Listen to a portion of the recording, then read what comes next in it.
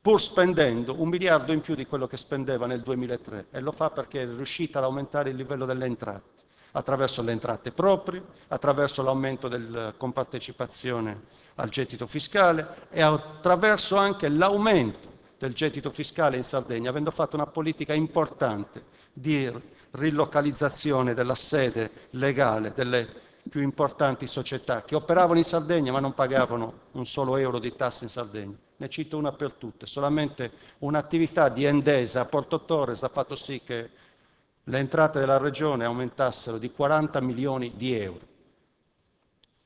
Era una cosa semplice, però l'ha fatto questa regione, non hanno fatto altro. Ricordare che alla produzione di energia elettrica in Sardegna poteva anche seguire il beneficio per naturalmente i lavoratori interessati, poteva seguire un beneficio per l'intera comunità regionale attraverso il giusto pagamento delle imposte sui redditi di quell'impresa in Sardegna, pur non avendo la sede legale in Sardegna. Quindi la Regione fa la sua parte nel risanare il bilancio, nell'aumentare le entrate, nel riorganizzare la Regione, nel riorganizzare anche gli strumenti della Regione. È stato citato Draghi stamattina, era intervenuto mi pare proprio in questa sala e diceva che occorre modificare le organizzazioni e occorre modificare le organizzazioni soprattutto in vista delle nuove tecnologie che ormai sono state acquisite nel resto del mondo e non sono state sufficientemente acquisite né dal sistema amministrativo né dal sistema imprenditoriale del nostro Paese. Questa regione credo che sta facendo degli sforzi importanti per adeguare organizzazioni a nuovi strumenti delle tecnologie, della rete e dell'informatica. E lo sta facendo, credo, con qualche risultato e con qualche apprezzamento a livello nazionale. È accaduto l'anno scorso, accadrà quest'anno nel prossimo salone della pubblica amministrazione che si terrà a Roma nel mese di maggio. Questa regione sta facendo scuola nel riadeguare l'organizzazione e nell'utilizzare gli strumenti che le tecnologie di oggi mettono a disposizione alla politica, all'amministrazione e alle imprese. La Regione parla col sistema imprenditoriale. Non lo so se parli poco o tanto. Credo che voglia parlare il più possibile e cerchi di parlare il più possibile, consapevole che la Sardegna di domani non sarà la Sardegna che fa la politica, ma sarà la Sardegna che farà che tutti quanti sapremo fare. La politica per quello che gli tocca, ma la scuola per quello che gli tocca, l'università per quello che gli tocca, le famiglie per quello che gli compete, gli artigiani, le imprese per quello che gli competono. E allora io vorrei che avessimo un'università, un'amministrazione regionale migliore, un sistema pubblico dell'amministrazione migliore, ma vorrei che avessimo anche un'università migliore, che avessimo anche una scuola migliore e che avessimo anche un sistema delle imprese migliore, anche un sistema delle imprese più coraggioso, anche un sistema delle imprese che sappia guardare al di là del profitto di oggi e che goda del piacere, dell'orgoglio di avere più persone che lavorino, più persone nella fabbrica, più persone dentro i capannoni, che riveda non solo il valore del profitto, ma anche il valore del lavoro. Con questo mondo delle imprese la Regione è vicina, non solo è vicina, ma è vicinissima, e la sostiene, e la incoraggia, e fa tutto quello che deve essere fatto perché questo mondo si senta sufficientemente sopportato. Lo fa come l'ha fatto negli esempi che ho ricordato prima, lo fa come lo stava facendo stamattina incoraggiando l'Allegre, lo fa come ha fatto incoraggiando la ricerca scientifica. E lei ha citato dei dati sulla ricerca e sui brevetti. Facciamo male se non analizziamo la realtà per quello che è. Gli investimenti in innovazione e ricerca da parte del sistema imprenditoriale sardo sono i più bassi d'Italia.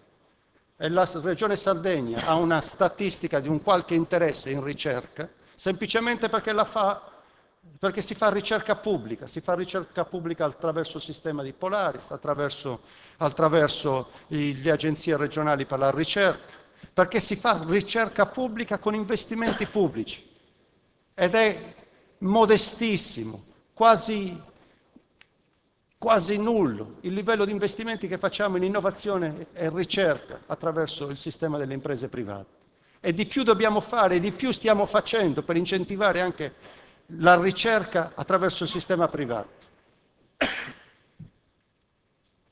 E molti di quei brevetti purtroppo vengono direttamente dall'università, vengono anche dal sistema della ricerca pubblica e viene da quei tentativi di spin-off di ricerca universitaria, di ricerca pubblica che la Regione sta promuovendo, soprattutto in 3 settori che non sono stati richiamati oggi: quello delle energie rinnovabili, quello dell'information technology, quello della biotecnologia. E mentre imprese rischiano di chiudere e le sosteniamo, forse va ricordato importante quasi quanto una fiera che a Porto Torres in questi giorni sta aprendo per la prima volta un'impresa farmaceutica in Sardegna. Dopo lo smantellamento del petrolchimico abbiamo la chimica fine che investe in Sardegna. A Polaris arrivano imprese da fuori d'Italia a vedere quello che sta accadendo nel settore delle biotecnologie. E il polo delle biotecnologie di Polaris oggi è una delle punte più avanzate insieme a Trento del sistema Paese, che dialoga col sistema di Cambridge ed è uno dei nodi importanti del sistema europeo di investimenti nella biotecnologia, nella ricerca, nelle scienze della vita. E impresa sta nascendo a Porto Torres, sta nascendo a Macchiaretto, attorno alla scienza della vita. Così come la Regione sta promuovendo in maniera importante affinché una impresa di valore nazionale possa nascere in Sardegna per la produzione di wafer di silicio, che sono la materia prima per fare i pannelli fotovoltaici, che ho ancora visto entrando all'ingresso della fiera oggi. E giustamente li espongono, perché la Regione investe 30 milioni di euro quest'anno per supportare i privati, le famiglie e le imprese che vogliono investire producendo energia da solare fotovoltaico nelle loro case e nelle loro imprese. E noi stiamo facendo di tutto affinché l'impresa nazionale per la produzione del fotovoltaico, del silicio per il fotovoltaico, sia localizzata in Sardegna, attraverso la ricerca che purtroppo solo il sistema pubblico sta facendo, nell'energia rinnovabile, nelle scienze della vita e nell'information technology. Sta nascendo nuova impresa in Sardegna. E la Regione dialoga col mondo delle imprese, con l'impresa che nasce. È stato richiamato la continuità territoriale e il pericolo che il Porto Canale veda una fase di declino. Beh, direi di no. La Regione sta investendo i soldi propri, ancora prima dei soldi europei, per portare il fondale del terminal container ai 16 metri, sta investendo e ha messo i soldi propri per fare la seconda banchina, sta investendo e mette i soldi propri per addirittura per infrastrutturare, per sollevare affinché possano ricevere le nuove navi l'altezza delle gru che oggi sono sul Porto Canale. E come credo sia risaputo in buona parte, la Regione ha promosso un contratto di localizzazione per fare sì che non ci sia solamente il Porto Canale, ma che nasca la logistica attorno. E prima aveva costretto la società che gestisce il Porto Canale a investire nella logistica. E poi, avendo assistito e avendo sollecitato con questo contratto di localizzazione l'attività delle imprese sarde che lavorano nella logistica, è stato fatto un contratto di localizzazione finanziato dalla Regione, promosso dal Ministero dell'Industria, perché nasca un comparto moderno della logistica, perché assistiamo non solo al passaggio di container, che è poca cosa, ma che quei container in qualche parte possono essere aperti e che una volta aperti questi container ci possono essere delle seconde lavorazioni di logistica, appunto, e qualche volta si auspica, almeno una volta, di lavorazioni di manifatturieri. Questo è quello che ha fatto la Regione a fine dicembre del 2006, quindi ancora pochi mesi fa. E ha promosso questo contratto di localizzazione che riguarda circa 100 milioni di euro di investimenti nella logistica, oltre a quelli che ricordavo prima nell'infrastrutturazione.